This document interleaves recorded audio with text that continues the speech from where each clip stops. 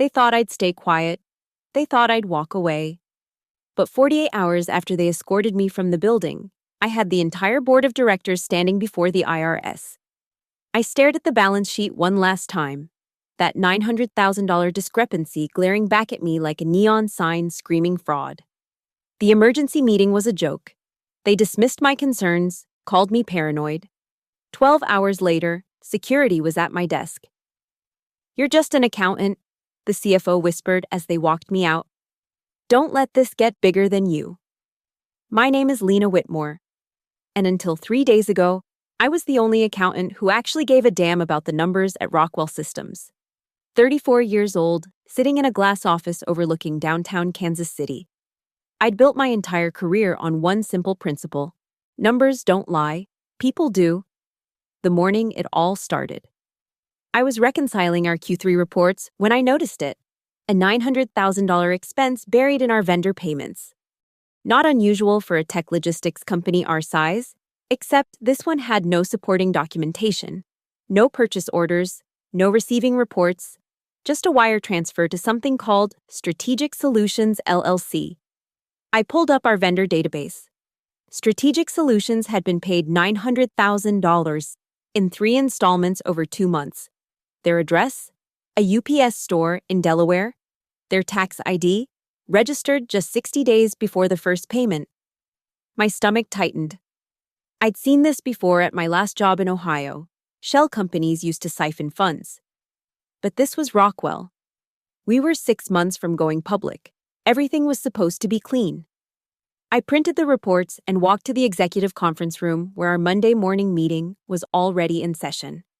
Darren Carlisle, our CEO, looked up from his phone as I entered. His smile faltered when he saw my face. "Lena, we're in the middle of—" "We have a problem," I interrupted, spreading the papers across the mahogany table. "There's $900,000 missing from our books." The room went silent. Our new CFO, Margot Fields, hired just 4 months ago from a competitor, leaned forward, her perfectly manicured nails tapping the printout. "Missing is a strong word," she said coolly. "These are approved vendor payments." "To a company that doesn't exist," I shot back. "I've checked. Strategic Solutions has no employees, no contracts with us, no deliverables. It's a ghost." Darren's jaw clenched. "Lena, I'm sure there's an explanation. Perhaps you should double-check your work before making accusations." The dismissal in his voice made my blood boil. 2 years ago, he'd taken me to dinner, tried to start something between us. When I politely declined, things had been professionally cold ever since. But this wasn't personal. This was fraud. "I've triple-checked," I said. "We need to report this to the board immediately." Margot stood up. "What we need is to handle this internally. Creating panic before our IPO would be inadvisable." The threat in her tone was unmistakable. I looked around the room, 8 executives, not one meeting my eye. They knew. God help me, they all knew. 12 hours later, I was in my office when HR arrived with security. "Budget cuts," they said. "Position eliminated," they claimed. They watched me pack my personal items, confiscated my company laptop, and escorted me out like a criminal. As the elevator descended, the CFO's words echoed in my mind. "You're just an accountant, Lena. Don't let this get bigger than you." She had no idea how big I was about to make it. Before everything went to hell, I'd actually loved my job at Rockwell Systems. 3 years ago, when I first walked through those glass doors, the company was barely staying afloat, a mid-sized logistics tech firm hemorrhaging money through outdated systems and sloppy bookkeeping. I'd left a comfortable position at a Big Four firm in Columbus to take this risk, drawn by the challenge and the promise of building something from scratch. Within 6 months, I'd completely overhauled their financial reporting system, created automated workflows that caught duplicate payments, implemented controls that saved us $2.3 million in the first year alone. The board had been so impressed, they'd given me a $50,000 bonus and the title of Chief Accounting Officer, fancy words for the only person who understands where every penny goes. Darren Carlisle had been different then. Younger, hungrier, still wearing off-the-rack suits and taking notes in every meeting. He'd just been promoted from VP of Operations to CEO. And we'd worked late nights together, mapping out financial strategies to turn the company around. Pizza boxes and spreadsheets covering the conference room table. Both of us believing we could build something special. "You're brilliant, Lena," he'd said one night, watching me reconcile 3 years of messy books. "I don't know what we'd do without you." That admiration had shifted over time. As Rockwell grew, landing major contracts with FedEx, then Amazon, Darren changed. The suits got more expensive. The attention became personal. The dinner invitation came on a Thursday evening, casual enough to seem innocent. "Just to celebrate the Amazon deal," he'd said. "You deserve recognition for making our books clean enough to win that contract." I'd known what it really was. The lingering looks, the unnecessary touches on my shoulder during meetings. I'd politely declined, citing a fictional boyfriend back in Ohio. The next Monday, he'd barely acknowledged me in the hallway. Our late-night strategy sessions ended. I became just another employee to manage, not a partner in building the company. Then Margot Fields arrived. She came with sterling credentials, former CFO of a tech unicorn, Harvard MBA, connections throughout Silicon Valley.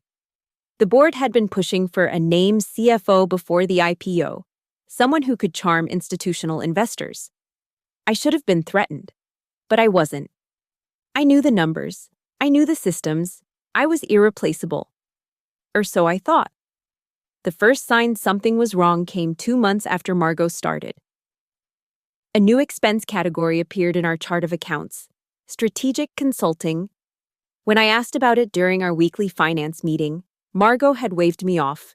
"Board-approved initiative," she'd said smoothly. "Bringing in specialized advisors for the IPO. I'm handling it personally." I'd let it go. She was the CFO, after all. But then the amount started growing. First, $50,000, then $175,000, all to vendors I'd never heard of, for services that were vaguely defined. My requests for documentation were met with increasing hostility. "Focus on your day-to-day accounting, Lena," Margot had said during one particularly tense exchange. "Strategic financial planning is above your pay grade." The insult stung, but I'd kept quiet. Until that morning when I found the $900,000 payment to Strategic Solutions, LLC. This wasn't just aggressive accounting or playing fast and loose with expense categories. This was theft. I'd spent the weekend before my firing digging deeper.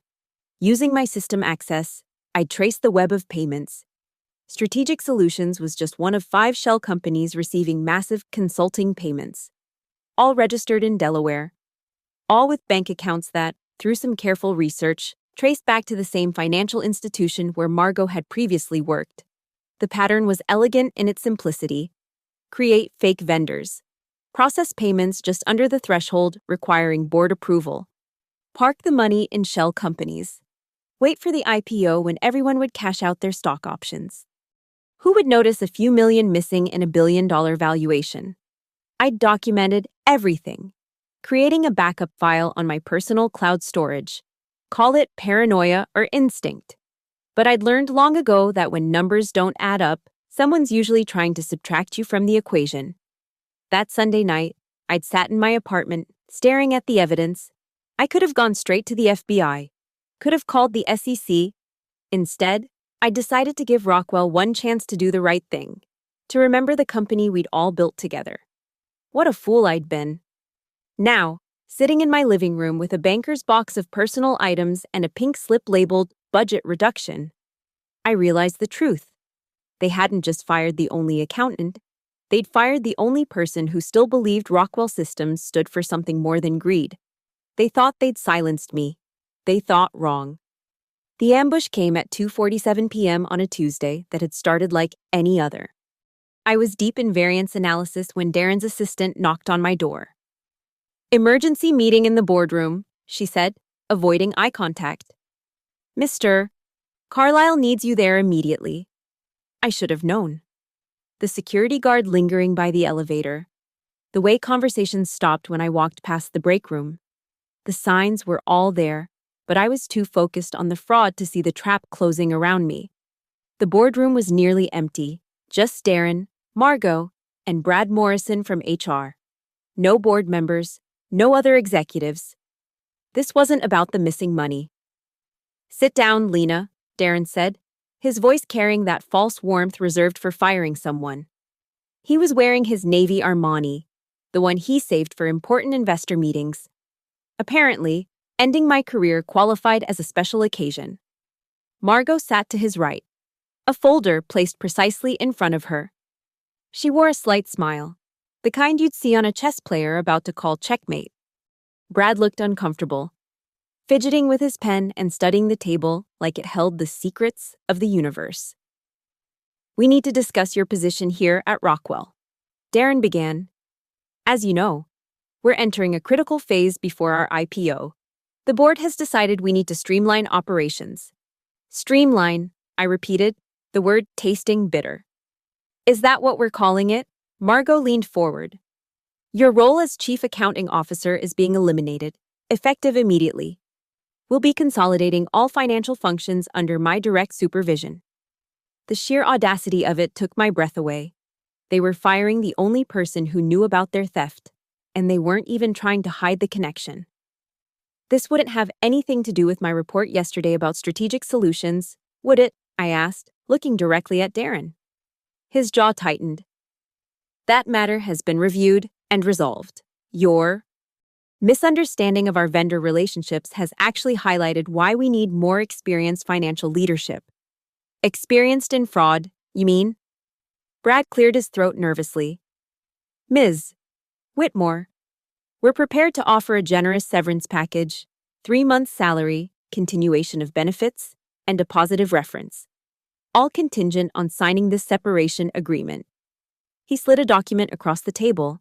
I didn't need to read past the first paragraph to see what it was. A comprehensive non-disclosure agreement. I couldn't discuss Rockwell's finances, couldn't contact any current employees, couldn't speak to media or regulatory bodies about any perceived irregularities. "You want to buy my silence," I said flatly.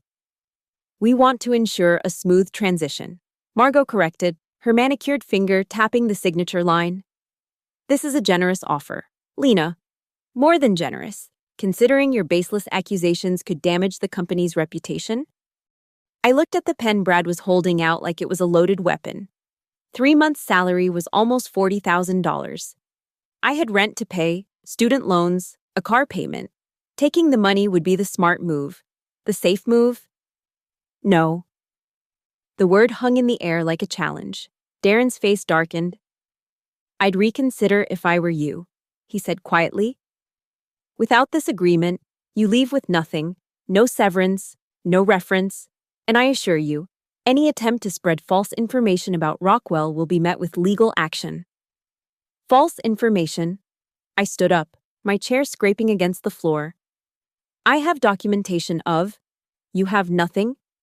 Margot interrupted. "Your access was revoked the moment this meeting started. Your company laptop will be collected. Any files you've accessed are proprietary information protected by your employment agreement." That's when I noticed the IT technician through the glass door, already at my desk. They'd planned this down to the minute. "You have 7 minutes to collect your personal belongings," Brad said apologetically. "Security will escort you." I looked at each of them in turn. Brad, who couldn't meet my eyes. Margot, smug in her victory. And Darren, the man who'd once called me brilliant, now treating me like a problem to be eliminated. "You know what you're doing is wrong," I said to him. "We built this company together. Doesn't that mean anything?" For just a moment, something flickered in his eyes. Guilt. Maybe. Or regret. Then it was gone, replaced by the cold calculation of a man who'd chosen his side. "Goodbye, Lena." Security walked me to my office like I was a criminal. I had minutes to pack 3 years of my life into a cardboard box. As I collected my things, my Ohio State mug, the calculator I'd had since college, a photo from our first profitable quarter, I palmed the USB drive I'd hidden inside my employee badge holder, my insurance policy, containing last month's complete general ledger backup, They could take my access. They could take my job. But they couldn't take what I already knew. As security escorted me through the lobby, past the reception desk where I'd walked in eager and optimistic 3 years ago, I heard Margot's voice behind me. "You're just an accountant, Lena. Don't let this get bigger than you." Standing on the sidewalk, holding my pathetic box of belongings while my former colleagues watched from the windows above, I made a decision. They were right about one thing. I was just an accountant. But they'd forgotten what accountants do best. We keep receipts. That night, I sat at my kitchen table with a glass of wine and the USB drive that could end careers. The smart thing would be to lawyer up, file a wrongful termination suit, take whatever settlement they'd offer to make me go away. But this wasn't about money anymore. It was about the truth they thought they'd buried with my termination. I plugged in the drive and began reconstructing the fraud from the data I'd backed up. The scope was staggering. Strategic Solutions LLC was just the tip of the iceberg. There were 4 other shell companies: Everwind Ventures, Apex Consulting Group, Meridian Advisory Services, and Phoenix Strategic Partners. Over the past 4 months, Rockwell had paid out $3.2 million to these phantom vendors. The pattern was always the same. Invoice submitted for vague consulting services. Approved by Darren. Processed by Margot. Paid within days. Bypassing our standard 30-day payment terms. The amounts were carefully calibrated, always just under $350,000, the threshold requiring board approval. But here's where Margot had gotten sloppy. The bank routing numbers for 3 of the 5 companies shared the same first 6 digits. They were all using accounts at the same small commercial bank in Delaware. And through some careful cross-referencing with publicly available corporate filings, I discovered something beautiful. Everwind Ventures listed a managing member named M. Fields, Margot Fields. She hadn't even bothered to use a different name.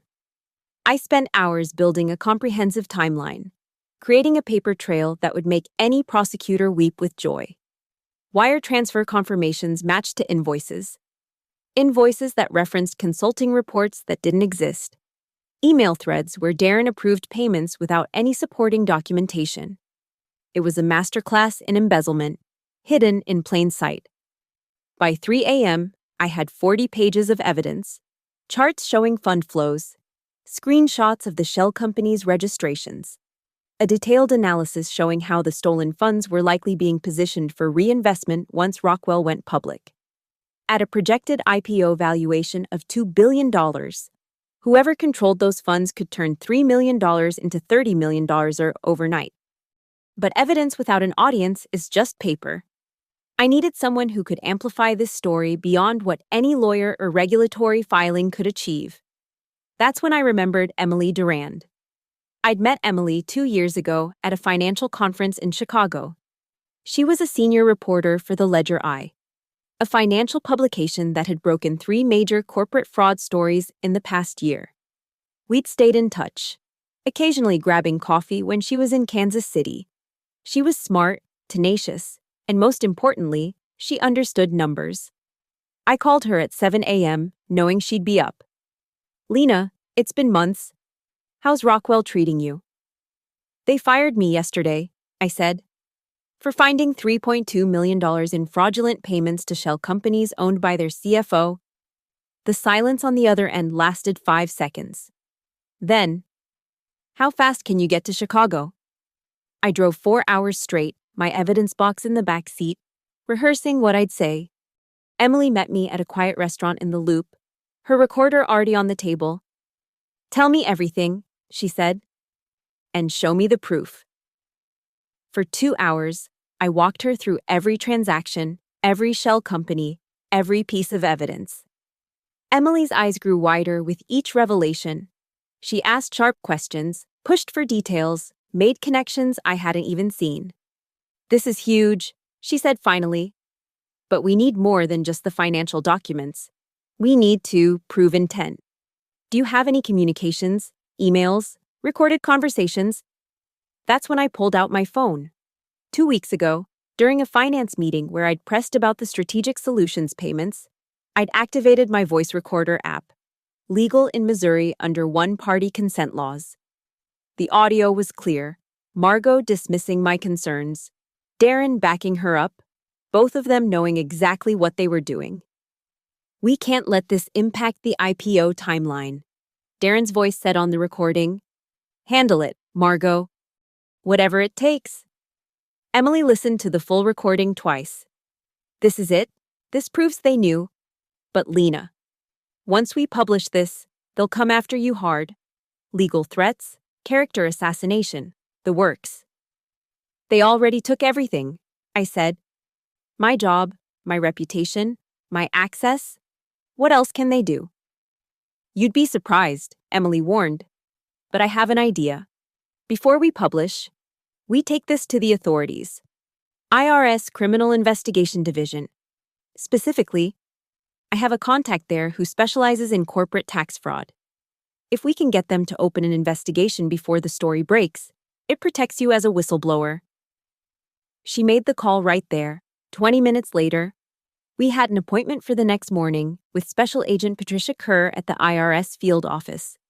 Emily would attend as a witness to protect her source, me, and ensure the story got the attention it deserved. Bring everything, Emily said as we parted. Every document, every file, every piece of evidence.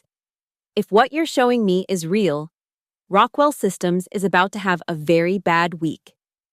Driving back to Kansas City that night, I thought about Darren and Margot, probably celebrating their successful elimination of their accountant problem. They thought they'd won. They thought I'd disappear quietly into the night, another corporate casualty afraid to fight back. They forgot one thing. I'd spent 3 years learning every secret Rockwell Systems had. And in less than 48 hours, I was going to share them all. The IRS field office in Kansas City looked like any other federal building, gray, imposing, and designed to make you feel small. But walking through those doors at 9 a.m. sharp with Emily beside me and 2 boxes of evidence in my arms, I felt 10 feet tall. Special Agent Patricia Kerr was nothing like I'd expected. Early 50s, wearing a Cardinals baseball pin on her blazer. She greeted us with coffee and a warm smile that didn't quite reach her sharp eyes. Ms. Whitmore, she said, gesturing to a conference room. Emily tells me you have information about potential tax evasion at Rockwell Systems. I have to warn you, making false statements to a federal agent is a felony. Everything I'm about to show you is documented fact, I said, opening the first box. I was Rockwell's chief accounting officer until 48 hours ago. I was fired for discovering this. For the next 3 hours, I laid out the entire scheme. Agent Kerr said little, occasionally asking for clarification, making notes in neat handwriting. When I played the audio recording, she listened twice, her expression never changing. This is comprehensive, she said finally.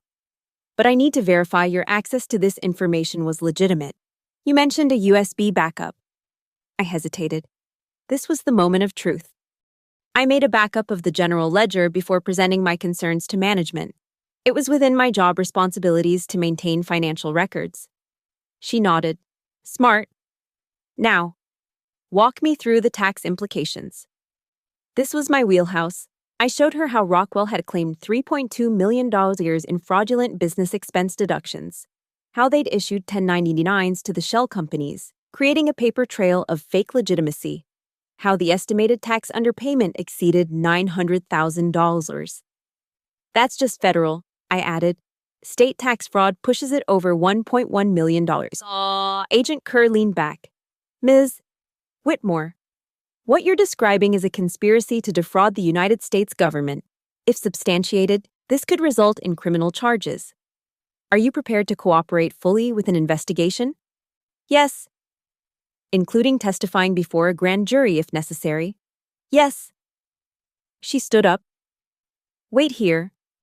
Emily and I sat in silence for 20 minutes before Agent Kerr returned with 2 other agents and a court reporter. We're opening a formal investigation, she announced. This is Agent Rodriguez from Criminal Investigation and Agent Chen from...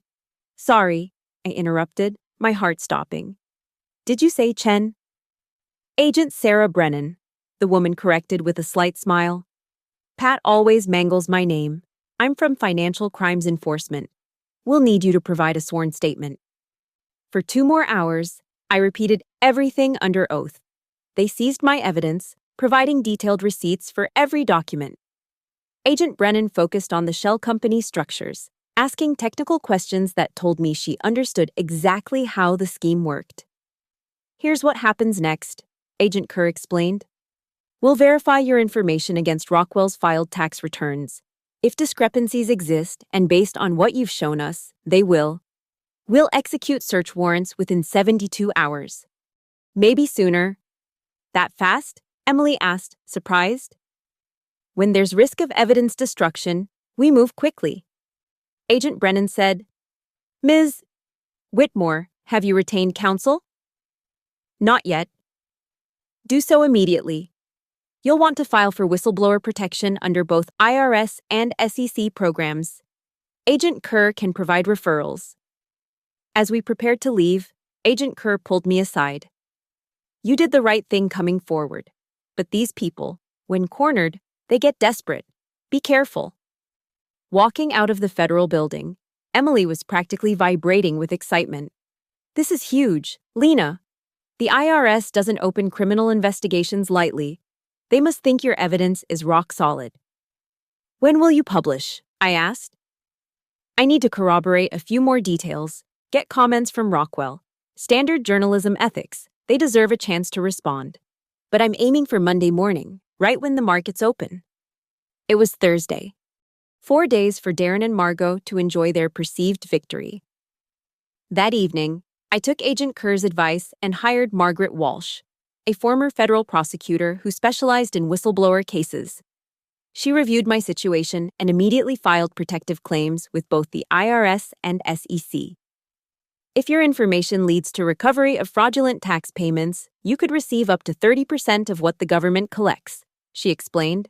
But more importantly, it makes retaliating against you a federal crime. Friday passed in a blur of phone calls with Margaret and Emily. I stayed home, paranoid about chance encounters with former colleagues. My phone buzzed with texts from coworkers asking what happened, but I ignored them all. Let them hear the truth on Monday. Saturday evening, Emily called with an update. I reached out to Rockwell for comment. Their spokesperson gave me the standard "we don't comment on personnel matters" line. But here's the interesting part. Within an hour, I got a call from their outside counsel threatening legal action if I published any defamatory information about their executives. They're scared, I said. Terrified. Emily agreed. Which tells me we're right on target. My editor wants to run it front page, digital edition. It'll hit the wire services by 6 a.m. Monday. Sunday night, I couldn't sleep.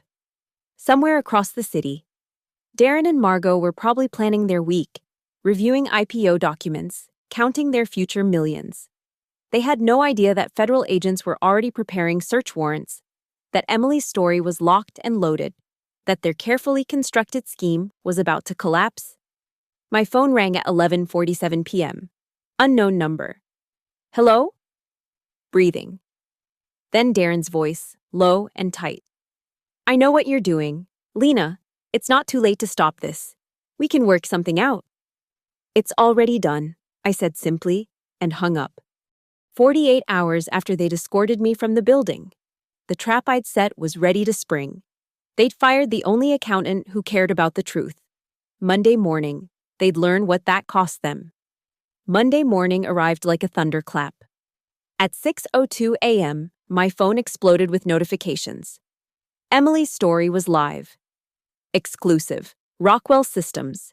Executives accused of $3.2 million tax fraud scheme. The article was devastating in its precision, laying out the shell companies, the fraudulent invoices, and the IRS criminal investigation. My name appeared as a former senior financial executive who discovered the scheme and was terminated after reporting it. By 6:30 a.m., the story had been picked up by Bloomberg, Reuters, and the Wall Street Journal. Rockwell's pre-market stock price plunged 18%. At 7:15 a.m., Margaret Walsh called. Federal agents are at Rockwell's headquarters right now. My contact at the IRS says they showed up with warrants at 6 a.m. sharp. I turned on the local news. The scene was chaos. FBI and IRS agents were carrying boxes out of Rockwell's gleaming headquarters while employees milled around the parking lot, confused and concerned. A reporter was doing a live stand-up. Emily's article on her iPad as she explained the allegations. Then I saw him, Darren, being led out in handcuffs, his Armani suit replaced with FBI windbreaker constraints. His face was pale, eyes darting between the cameras and the federal agents. Behind him, Margot Fields emerged, also in custody, her usual composure shattered. She looked smaller somehow, diminished without her power suits and perfectly styled hair. My phone rang. Emily. Are you watching this? She asked, breathless. My source at the FBI says they found evidence of attempt to destroy documents over the weekend. Darren and Margot were at the office until 3 a.m. Sunday night, shredding papers and trying to wipe servers. After he called me, I realized he knew it was over. It gets better, Emily continued. The IRS has frozen all of Rockwell's bank accounts pending investigation. Trading's been halted. The board called an emergency meeting for noon.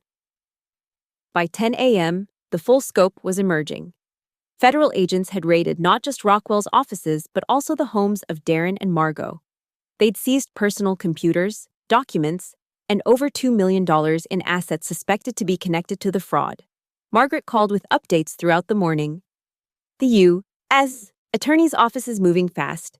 They're charging Darren and Margot with conspiracy to defraud the United States, tax evasion, and wire fraud. Each count carries up to 20 years. What about the company? I asked. That's where it gets interesting. The board is cooperating fully. They've already hired external auditors to review every financial transaction from the past 2 years. And Lena? They want to talk to you. At 2 p.m., I received a call from Thomas Hartman, Rockwell's lead independent director. His voice was grave but respectful. Ms. Whitmore, on behalf of the board, I want to apologize for what happened to you. We were blindsided by these revelations. Your diligence in uncovering this fraud saved our company from catastrophic damage. Saved? I almost laughed. Your stock is down 40%. It would have been worse if this had come out after the IPO. We would have faced shareholder lawsuits, SEC violations, complete destruction of credibility. You gave us a chance to clean house before that happened. He paused. We're terminating Darren and Margot for cause, obviously. We need experienced financial leadership to guide us through this crisis. The board unanimously wants to offer you the position of interim CFO, with full authority to clean up our books and implement new controls. The irony was delicious. They wanted me to save the company that had thrown me away. I'll need some time to consider, I said carefully. Of course. But Lena? We'll make it worth your while. Significant equity package, full indemnification, and a seat at the table for all strategic decisions. After I hung up, I sat in my small apartment, overwhelmed by the morning's events. My phone buzzed constantly, reporters wanting interviews, former colleagues expressing shock and support, headhunters smelling opportunity. At 4 p.m., the U.S. attorney held a press conference. Darren and Margot were formally charged with 15 counts of federal crimes. The prosecutor praised the courage of a whistleblower who risked their career to expose this scheme.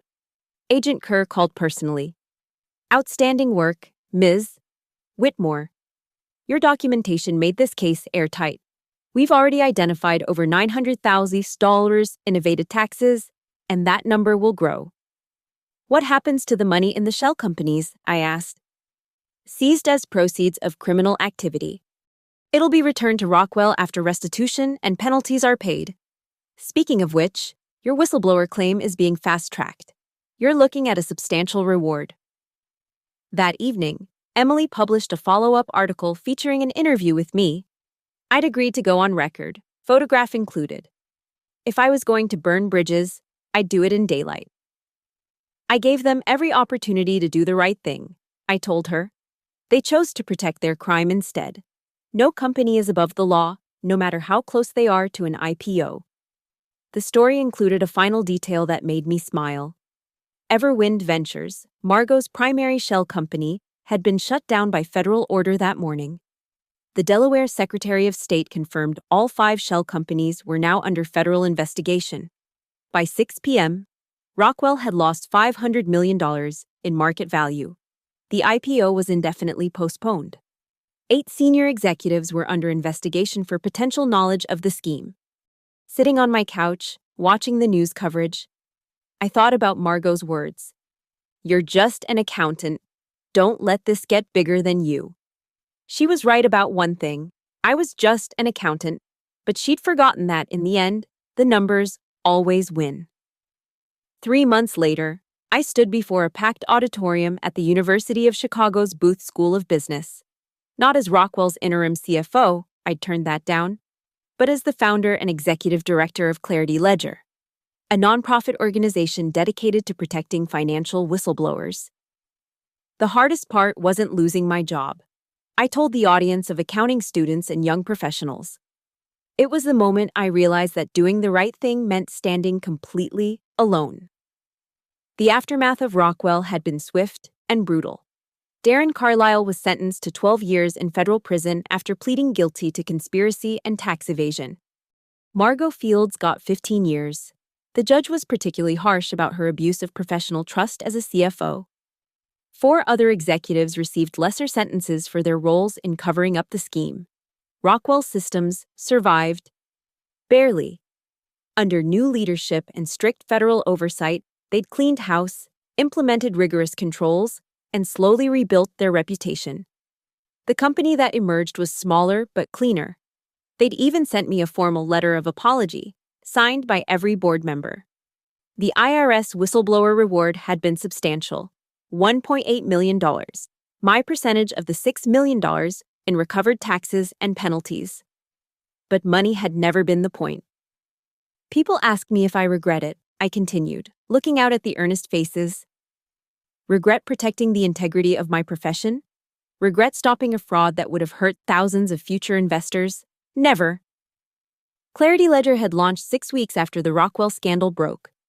With initial funding from my reward and matching donations from ethical business leaders horrified by what had happened, we'd already helped 17 whistleblowers navigate the treacherous path of reporting corporate fraud. Our legal team, led by Margaret Walsh, ensured they had protection. Our media partnerships, coordinated by Emily Duran, who'd joined our board, ensured their stories were heard. But here's what I want you to remember, I said, wrapping up my speech.